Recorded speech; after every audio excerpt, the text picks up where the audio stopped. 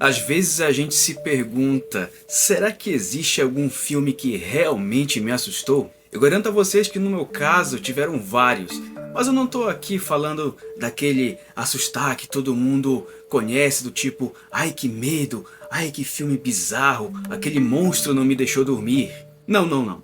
Eu falo daquele assustar sutil, daquele que você fica refletindo de como seria se fosse você no lugar daquele personagem. E eu tô falando de filmes de terror, suspense, drama, ficção e acredite, até mesmo ação. Mas hoje eu vou trazer um filme pra vocês que eu assisti lá no ano de 2005, na época em que ele chegou aqui em Terras Canárias. A Chave Mestra, esse filmaço aqui.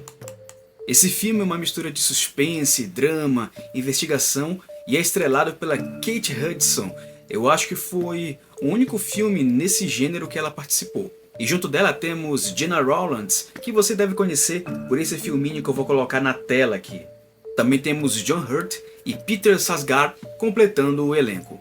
E nesse formato de vídeo eu vou precisar contar toda a trama para você, então eu adianto que vai ter spoiler. Então, se você não quer estragar a sua experiência, eu aconselho você a ir lá e assistir primeiro o filme, depois você volta aqui pro vídeo. Mas, se você não se incomoda com isso, vem comigo e bora pro vídeo.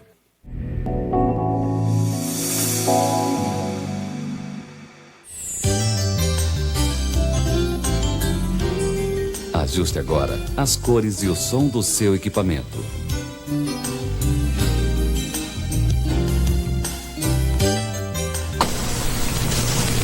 Antes eu peço a você, meu amigo, minha amiga, para deixar o seu like aqui no vídeo, que isso ajuda pra caramba, e também o seu comentário pra gente trocar aquela ideia, beleza? Muito bem então. O filme começa no hospital, onde a enfermeira Caroline perdeu mais um paciente em um asilo onde praticamente as pessoas abandonam seus idosos. A gente pode observar que a atmosfera do lugar passa um ar muito triste.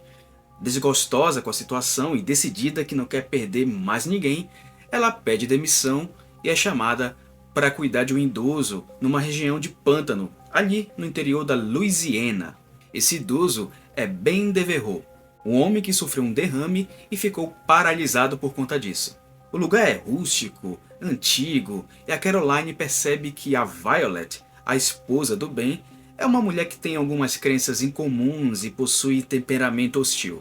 Caroline também passou por uma tragédia pessoal. Assim como ela perdeu pacientes no hospital, ela também perdeu o pai, com quem não tinha uma relação muito legal nos últimos anos. Relutante no início, mas a pedido do advogado Luke Marshall, a Caroline ela aceita o emprego. Logo na primeira noite, o Ben ele passa a apresentar um comportamento estranho que deixa a Caroline assim meio com a pulga atrás da orelha. Violet orienta a Caroline a dar uma série de remédios para Ben em horários controlados. Isso é muito importante lá na frente, aguarda um pouquinho. A Violet também age de maneira esquisita, fazendo umas perguntas estranhas sobre a Caroline, às vezes até fora de contexto, como se ela estivesse o tempo todo ali avaliando ela. You're scrawnier than I'd hoped. Prettier, though. I'll bet you're all marked up, aren't you? Marked up? Written on. I know you young people always jabbing yourself with ink and needles. You're written on, aren't you? Not where you can see. Em um determinado momento, a velhinha pede para que a Caroline vá buscar um saco de sementes em um sótão bem empoeirado e bem sinistro. A Caroline, como uma boa bisbilhoteira que ela é, tem que ter sempre alguém que é bisbilhoteiro nesse filme. Lugar escuro, barulho no mato, barulho na cozinha, sempre tem que ter um peru para ir lá investigar e morrer. E enfim, nesse sótão ela percebe que tem um quarto trancado e a chave mestra que a Violet entregou para ela não dá acesso a esse quarto. What took you? Já na segunda noite em que ela está na casa, o Ben, em uma de suas artimanhas, tenta se jogar do segundo andar da casa. O advogado até brinca com a Caroline depois e diz: 2 dias em que você está aqui, ele já tentou se jogar? So you're here 2 days and he already tried to kill himself. E é agora que as coisas começam a ficar meio estranhas, porque enquanto a Caroline foi buscar a cadeira de rodas do Ben no quarto, ela encontra um lençol rabiscado com terra e um pedido de socorro. A Caroline ela fica meio chocada com aquilo, então ela decide esconder o lençol. Ela até tenta mostrar o pano para o advogado, mas quando ela pega o lençol, ele está mais branquinho que um floquinho de neve. A Caroline então decide voltar ao sótão e entrar na sala secreta. Que atitude inteligente! Olha que ideia maravilhosa! Esse quarto está cheio de objetos, tem livros, fotografias antigas e discos de músicas do início do século XX. E esses objetos eles parecem fazer parte de um tipo de ritual. Uma dessas fotografias mostra um casal afro-americano e duas crianças que aparentemente eram filhos de algum bacana ali da região. Esse casal de afro-americanos é nada mais nada menos que Papa Justify e Mama Cecile. Guarda também esses nomes aí, mais tarde a gente apresenta eles para vocês. O lance é que a Caroline é quase flagrada pela Violet, mas consegue se sair de boa. Ela tenta ouvir um dos discos numa vitrola antiga, e o que ela ouve é uma música com características ritualísticas e até um pouco bizarras.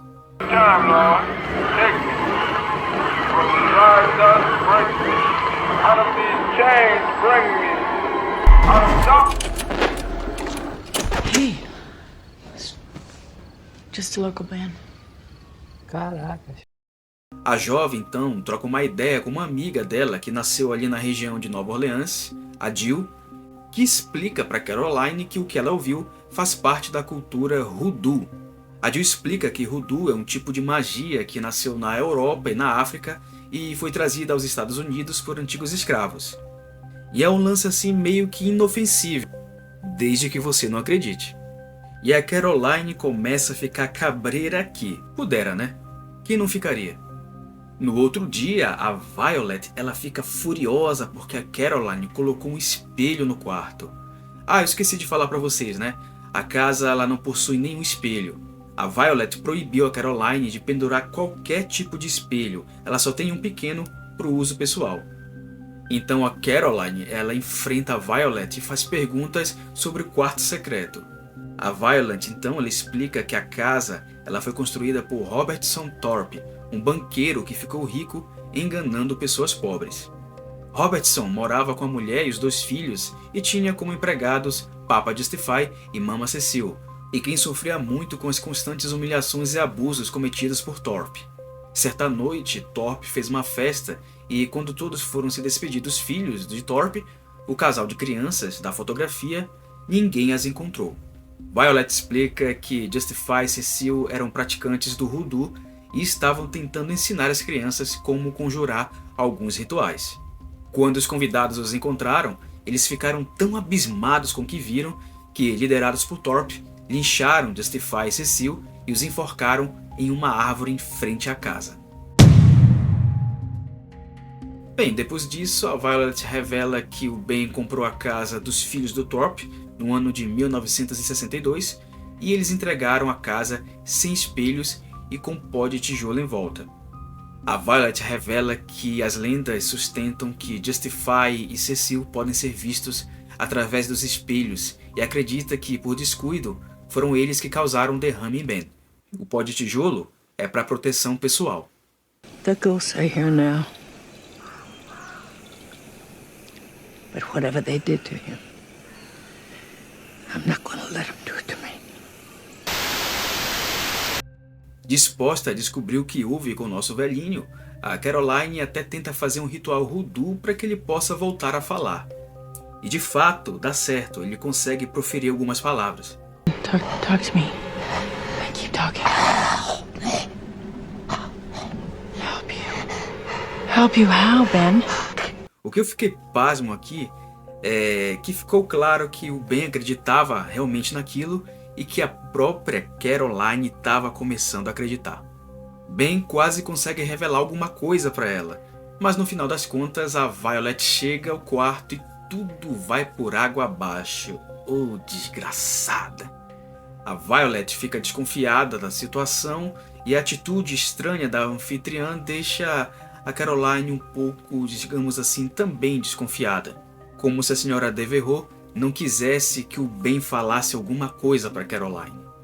A enfermeira até cogita ir embora depois da situação desagradável da noite passada, mas enquanto ela arrumava suas coisas, ela olha bem pela janela e observa ele na cadeira, acuado, com medo, meio desesperançado. E vamos combinar, galera, o John Hurt é um ator veterano e um baita do intérprete.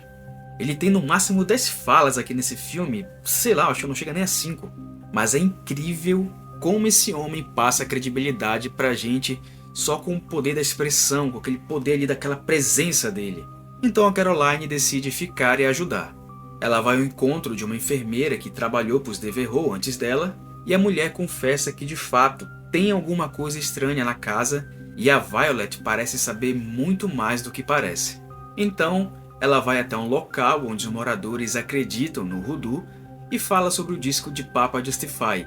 E uma senhora explica a ela que Justify estava tentando conjurar um ritual que impedia o autor de morrer, como se fosse um ritual de longevidade. Mas ninguém soube dizer se de fato ele conseguiu descobrir como conjurar antes de ser morto. You have to sacrifice somebody and take the years that they have left. Caroline então acha que Violet tem alguma coisa a ver com o que aconteceu com Ben e decide pôr em prática um plano para tirar ele de lá. A partir daqui o filme já começa a se aproximar do seu grande final e mostra supostamente a Violet fazendo o jantar, ao mesmo tempo que parece que ela está preparando um tipo de ritual. A Caroline vai procurar o disco de conjuração, mas quando ela abre a mala em que ela guardou, ele sumiu. Tem uma cena aqui que ela é bem simples, mas eu acho bem legal, é que quando a Caroline ela usa o pó de tijolo na porta do quarto e chama a Violet para entrar. E o que acontece, hein? A senhorinha não consegue passar da porta. Então a gente já começa a ter a certeza de que a Violet não é flor que se cheire. Mas tem muito mais coisa, meu amigo, que vai ser revelada e deve ter deixado muita gente de boca aberta na época. A Caroline então coloca sonífero na bebida da Violet enquanto elas jantam. E a Violet percebe e confronta a Caroline, mas acaba desmaiando. Caroline põe um plano de fuga em ação e enquanto arrumava as coisas, ela acaba achando o disco que a Violet pegou de volta e escondeu. Ela também encontra o lençol com o pedido de socorro do Ben. E pasmem, até uma mecha do cabelo dela ela encontrou. Aff, essa Violet ela é comunada ali com tinhoso. A jovem leva o Ben para o carro, o seu estiloso Fusca vermelho, mas quando chegam ao portão, a Violet já tinha passado ali a corrente. Nesse momento, a senhorinha acorda e passa a caçar Caroline e o Ben em toda a sua propriedade. You've no idea how strong I am, Caroline.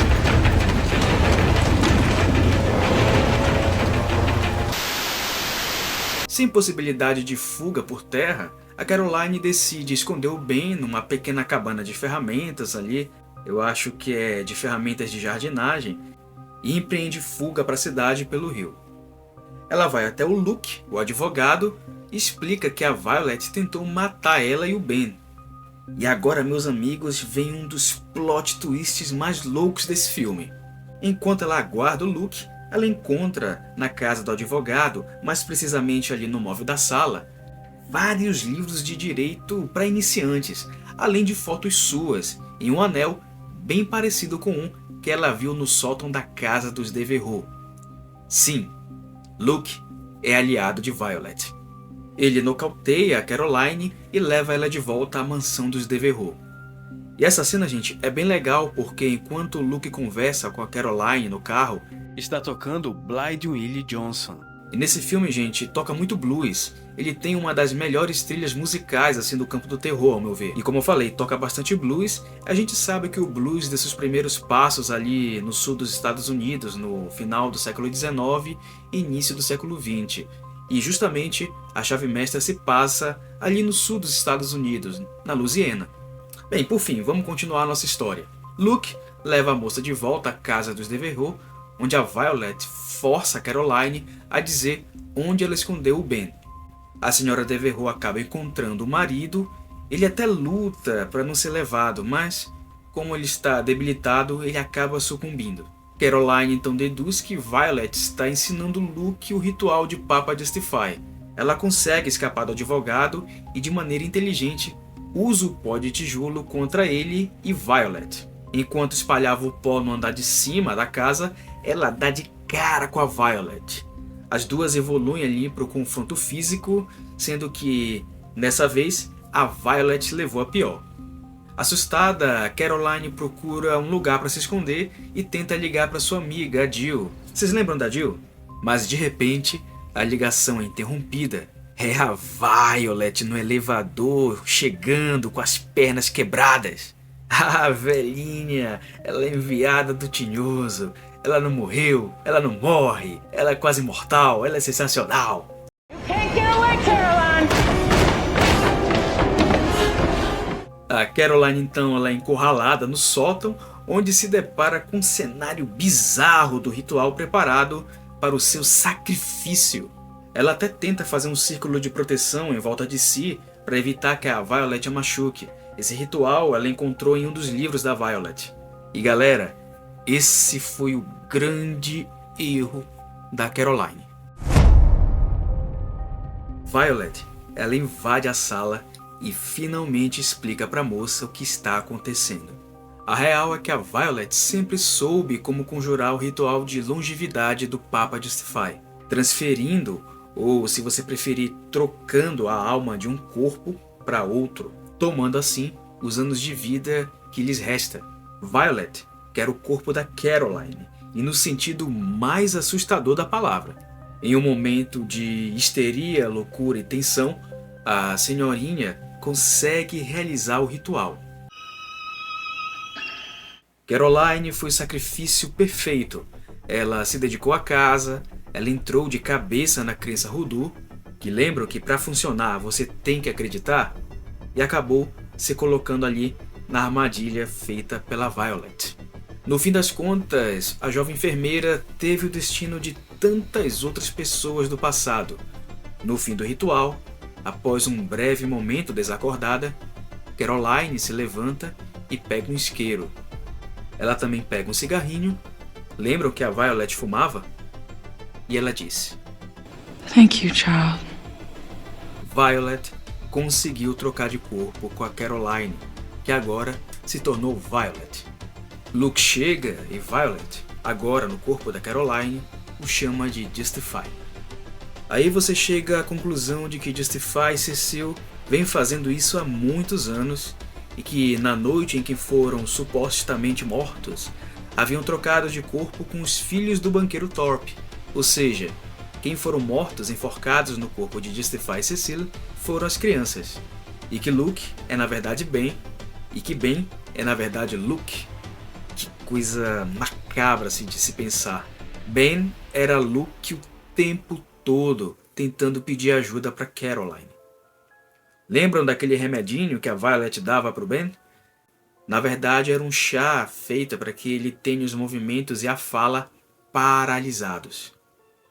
Ela tinha que fazer ele beber nos horários controlados para que funcionasse e o efeito fosse, digamos, duradouro.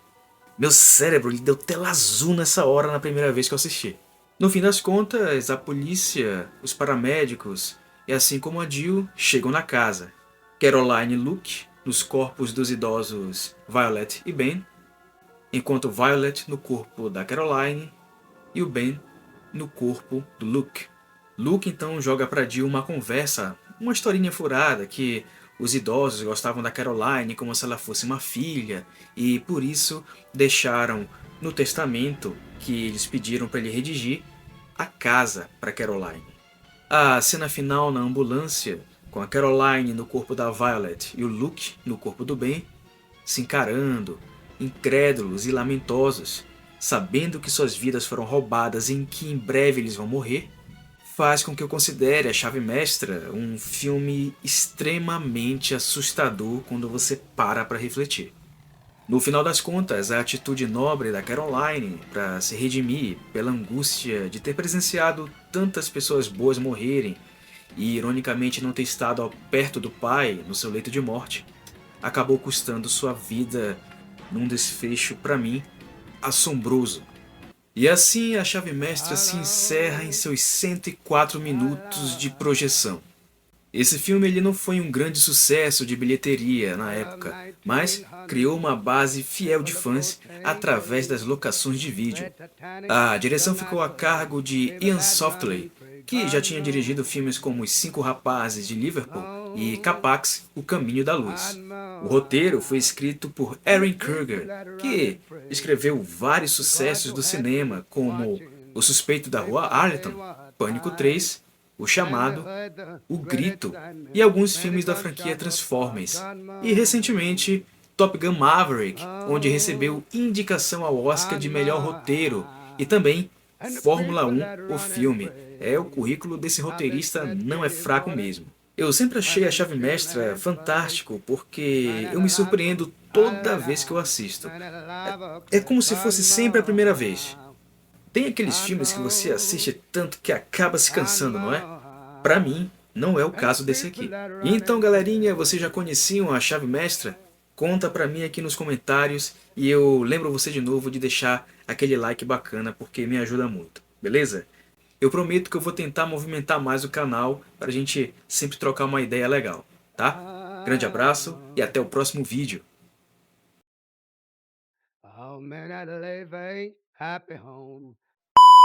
Nesse formato de vídeo eu vou precisar contar a trama para vocês, então adianto logo que vai ter spoiler. Então, se você não quer estragar a sua experiência, Eita!